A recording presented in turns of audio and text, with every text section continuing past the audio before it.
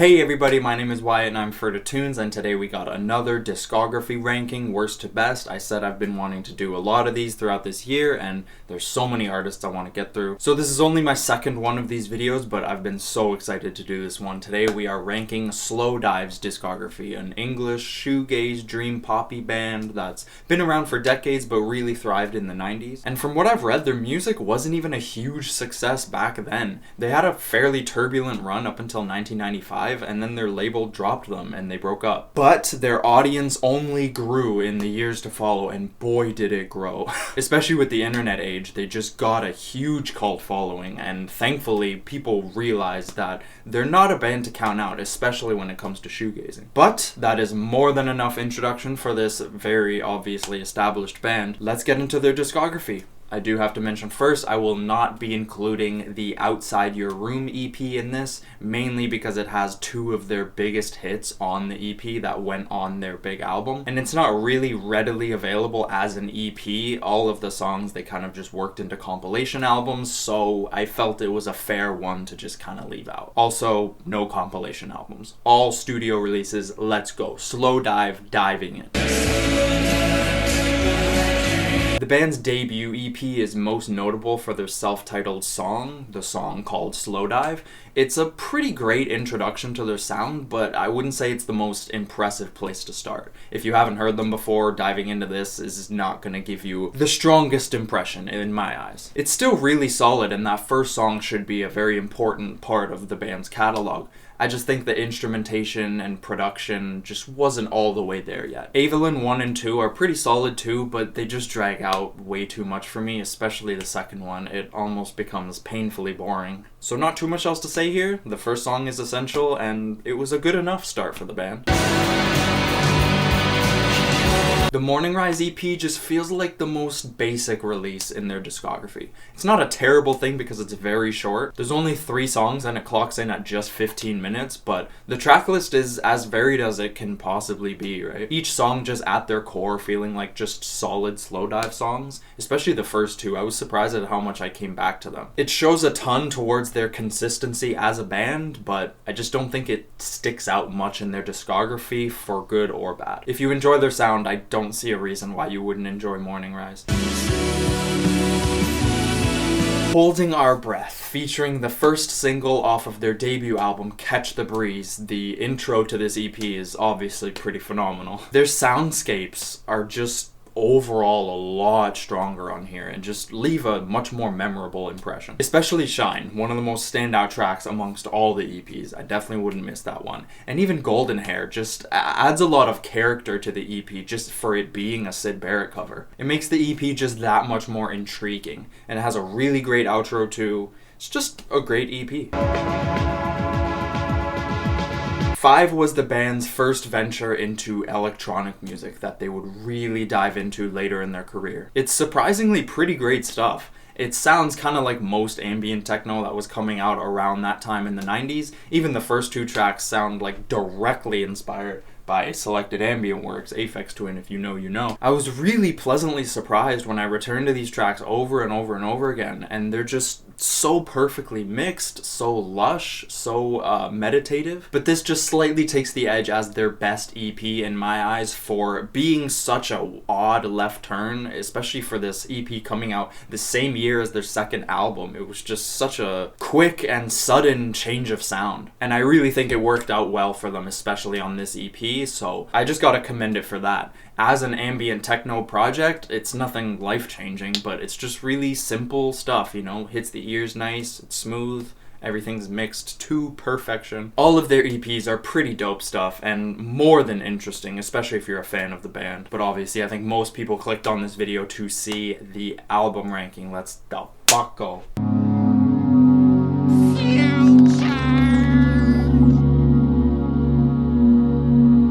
Pygmalion saw the band dive headfirst into more ambient, electronic, and kind of space rock sound. The result is pretty cool. I personally wish I liked it more as a full project, but there's just quite a few moments here that don't captivate me as much, or kind of drag out. It's really nice while it's on, and I wouldn't call it a super weak or even a disappointing album, but I personally just struggle to see the appeal in returning to this album too much. It's sort of a middle ground between like spacey dream pop, space rock, and then just full-blown ambient drone music, which may appeal to a lot of people and normally sounds like something that I would fall in love with, but I don't know. Most songs do a pretty great job at captivating you and putting you in this trance, but I feel like once I'm in there, I'm just I end up in sort of just kind of a boring lull, and I'm like, yeah, this is cool, but I just don't feel it taking me anywhere or giving me much gratification. Satisfaction was probably a better word for that, whatever. The highs are very high. Like the opener, Rooty, it's like 10 minutes of just pure space rock ambient bliss. The second song, Crazy For You, feels like the biggest hit on the album, and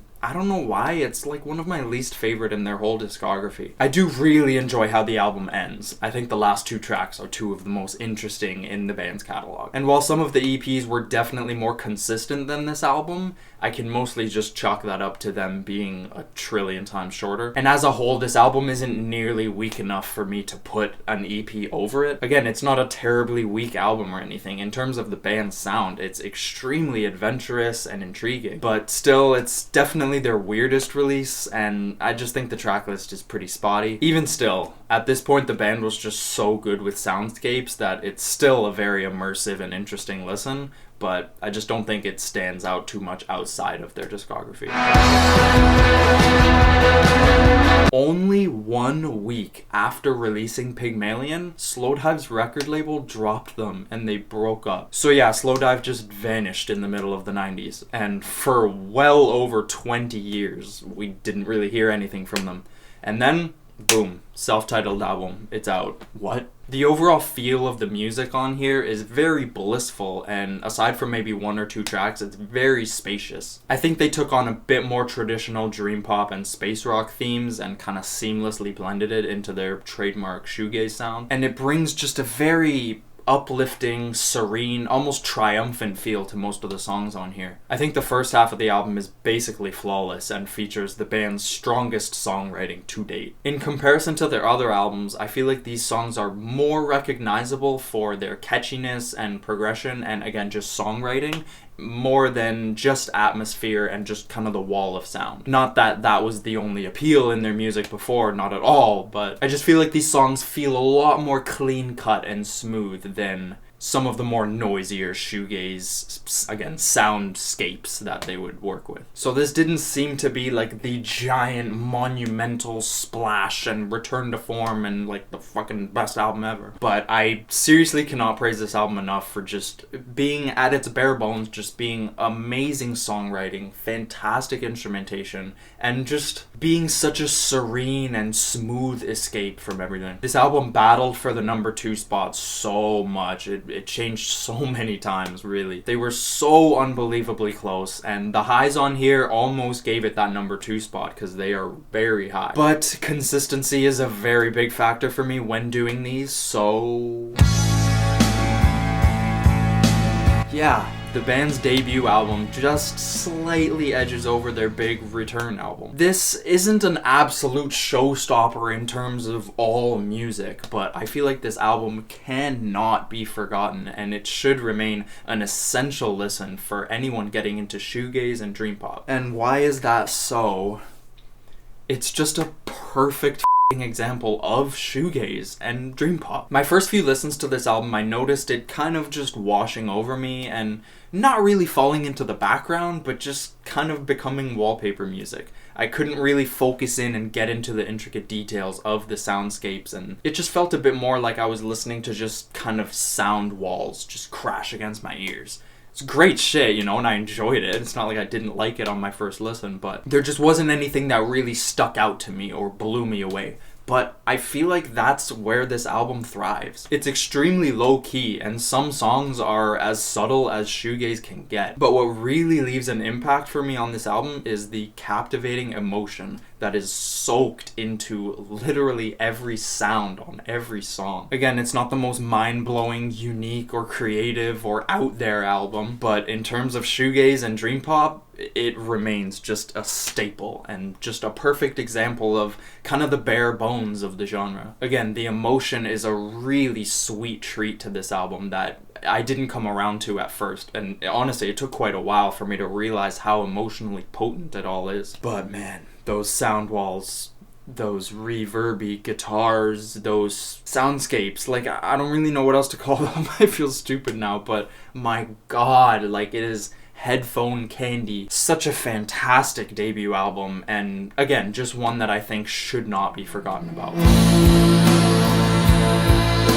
Souvlaki, one of the best, most essential, and most standout albums in the shoegaze genre, honestly, from the 90s period. Perfecting so many various creative decisions on this album gives it this extremely impressive feel. Especially coming off the low-keyness of their debut, they just pulled out all the stops on this one. Every sound they touched on throughout their discography, even in the future past this album, can be found on this album, seamlessly blended into songs or popping up in moments when they work right. This album feels like the band's sound just hitting this triumphant perfection. The tracklist is more varied than any release in their discography, to the point where looking at the tracklist after you've listened to the album a few times, it almost feels like a greatest hits. It's pretty hard to tell if Slowdive would have had as big of a cult following if this album had never came out. Songs like Allison, Machine Gun, and Souvlaki Space Station are absolute iconic monuments for the band. Sing, maybe my favorite song from them, has quite a few touches of that ambience that they'd heavily focus on with Pygmalion. The god Brian Eno worked on this song, and wow, like it's just so perfectly crafted and mixed, and there's these kind of warbly synths, I don't know, that they kind of like slide into the track very quickly, but it almost sends you like further and further away from normal reality every time it just rings and just lifts you up. Just God, it's so fucking well produced. There isn't even close to a bad song on this album. It's the perfect length for me.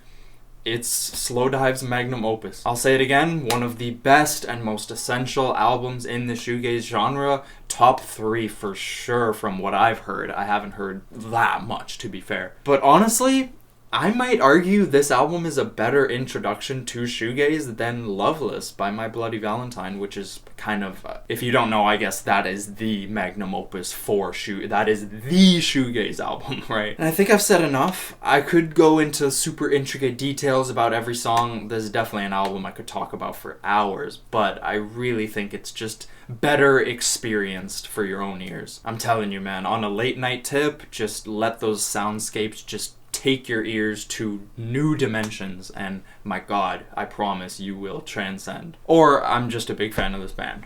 Fucks with them heavy. I'm so happy I finally got to do this, because it's been in the works for quite a while. They're a pretty hard band to pin down sound-wise, especially from album to album, and especially with an album like Pygmalion. But, whew, it is done. I hope you guys enjoyed. Let me know if you disagree, agree, whatever. Leave your rank in the comments if you want. I hope this video maybe helps get some people into Slowdive, because I really do think they're a fucking great band, as low-key as they are. I have so many more of these discography rankings I want to do, as well as other video ideas that will come out throughout the next few weeks. I'm so fucking excited. The only other artist I've done this for so far is Schoolboy Q, but I'm hoping to have like a good 30 of these videos out for a bunch of different artists, so let me know if you want to see me do a specific artist or band or whatever. But thank you so much for watching. Let me know if you enjoyed. You can follow me on Instagram, come talk some shit with me on Twitter, all that's in the description. Subscribe if you enjoyed. Stay tuned. I love you. What do you guys think of the new setup? It's nice. I'm so happy with it.